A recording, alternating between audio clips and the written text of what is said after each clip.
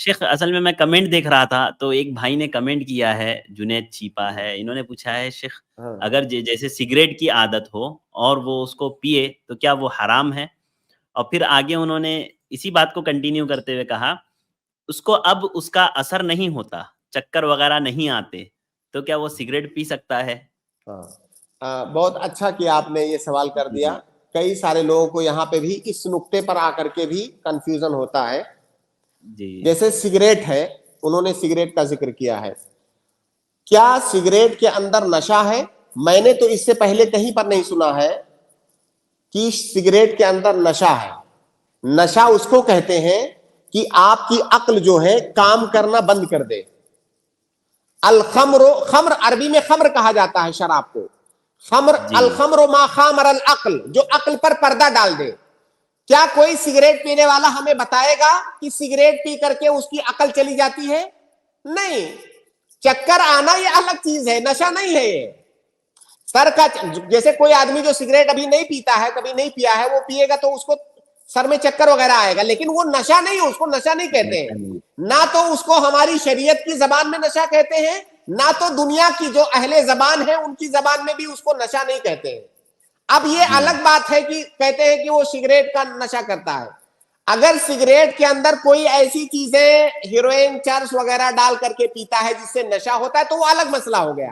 لیکن یہ جو جی عام طور سے سگریٹ ہے، اس سگریٹ کے اندر نشہ نہیں ہے.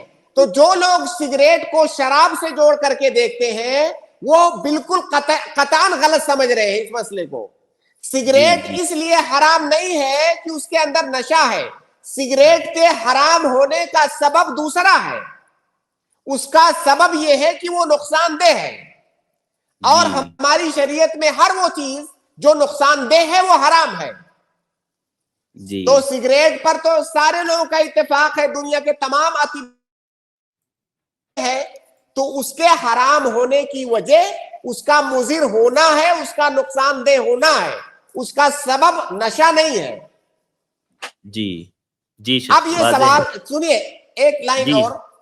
اب یہ کہنا کہ کوئی آدمی ایک سگریٹ پیتا ہے تو اس کو کچھ نہیں ہوتا ہے، 2 4 10 پیے گا تب کچھ ہوگا، تو یہ سوال یہاں پر بنتا ہی نہیں ہے، کیونکہ یہاں نشہ کا مسئلہ نہیں ہے، یہاں نقصان کا مسئلہ ہے.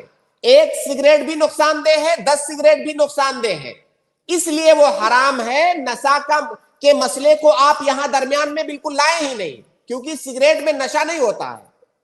جی جی جزاک اللہ خیر شیخ. اور وہ خبائث میں سے بھی اس کو شمار کر سکتے ہیں نا شیخ؟ بالکل خبائث میں سے، اسی لیے کہ وہ نقصان دہ ہے تبھی تو اس کو جی خبائث جی میں شمار کرتے ہیں.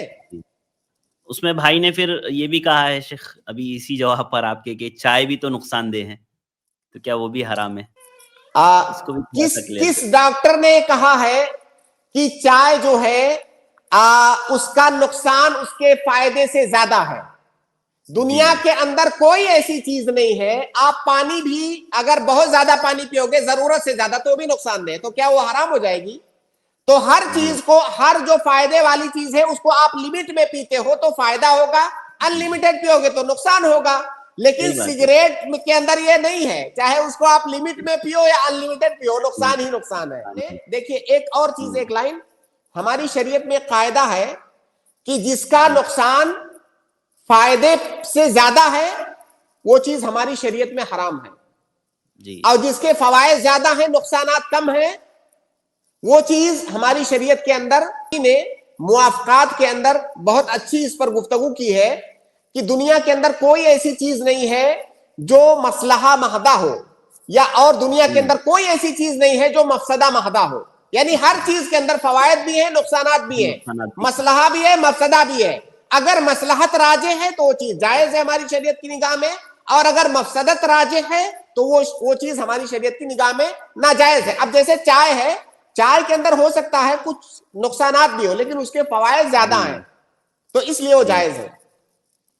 جی جزاک اللہ خیر شیخ، بارک اللہ فیکم، بہت بہت شکریہ.